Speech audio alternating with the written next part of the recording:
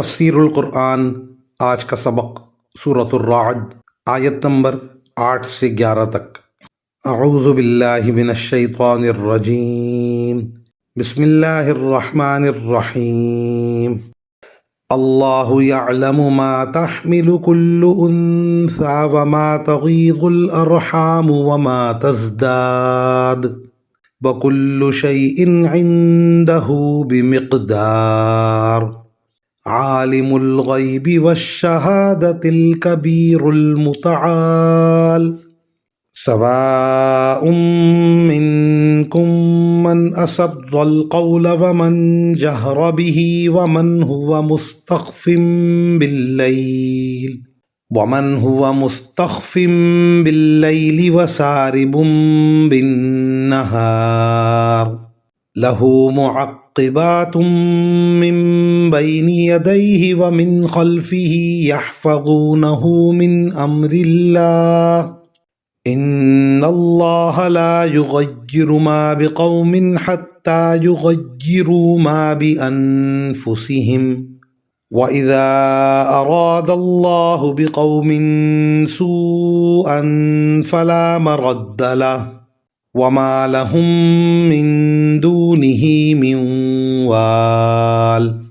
ترجمہ: جس کسی مادہ کو جو حمل ہوتا ہے اللہ اس کو بھی جانتا ہے، اور ماؤں کے رحم میں جو کوئی کمی بیشی ہوتی ہے اس کو بھی، اور ہر چیز کا اس کے ہاں ایک اندازہ مقرر ہے۔ وہ غائب و حاضر تمام باتوں کا جاننے والا ہے۔ اس کی ذات بہت بڑی ہے، اس کی شان بہت اونچی۔ تم میں سے کوئی چپکے سے بات کرے یا زور سے، کوئی رات کے وقت چھپا ہوا ہو یا دن کے وقت چل پھر رہا ہو، وہ سب اللہ کے علم کے لحاظ سے برابر ہیں۔ ہر شخص کے آگے اور پیچھے وہ نگراں فرشتے مقرر ہیں جو اللہ کے حکم سے باری باری اس کی حفاظت کرتے ہیں۔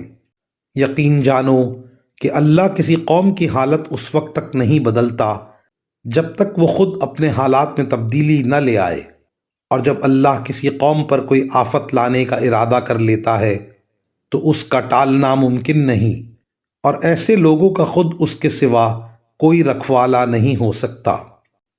ان آیات کی تفسیر میں مفسرین کرام فرماتے ہیں اللہ تعالیٰ کے علم میں ہے کہ کس ماں کے پیٹ میں کیسا بچہ ہے، اور رحم میں رہتے ہوئے حمل بڑھ رہا ہے یا گھٹ رہا ہے۔ مزید ان آیات میں واضح فرما دیا گیا کہ اللہ تعالیٰ نے ہر انسان کی حفاظت کے لیے کچھ فرشتے مقرر فرما رکھے ہیں جو باری باری اپنے فرائض انجام دیتے ہیں۔ اس کی تفصیل صحیح بخاری کی حدیث میں آئی ہے کہ فرشتوں کی ایک جماعت دن کے وقت انسانوں کی نگرانی پر مامور ہوتی ہے، اور دوسری جماعت رات کے وقت ان کی حفاظت کرتی ہے۔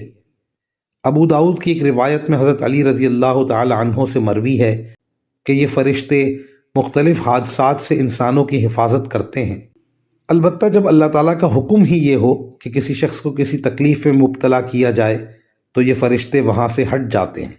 انسانوں کی حفاظت پر جو فرشتے مقرر ہیں اس سے کسی کو یہ غلط فہمی ہو سکتی تھی کہ جب اللہ تعالیٰ نے حفاظت کا یہ انتظام کر رکھا ہے تو انسان کو بے فکر ہو جانا چاہیے اور گناہ ثواب کی پرواہ بھی نہ کرنی چاہیے، کیونکہ یہ فرشتے حفاظت کر لیں گے۔ ان آیات میں اس غلط فہمی کو بھی دور فرمایا گیا کہ یوں تو اللہ تعالیٰ قوم کی اچھی حالت کو بدحالی سے خود بخود نہیں بدلتا، لیکن جب وہ نافرمانی پر کمر باندھ کر اپنی حالت خود بدل دیں تو پھر اللہ تعالیٰ کا عذاب آتا ہے اور اسے کوئی دور نہیں کر سکتا۔ چنانچہ وہ نگراں فرشتے بھی ایسی صورت میں کام نہیں کرتے۔ وآخر دعوانا ان الحمد للہ رب العالمین۔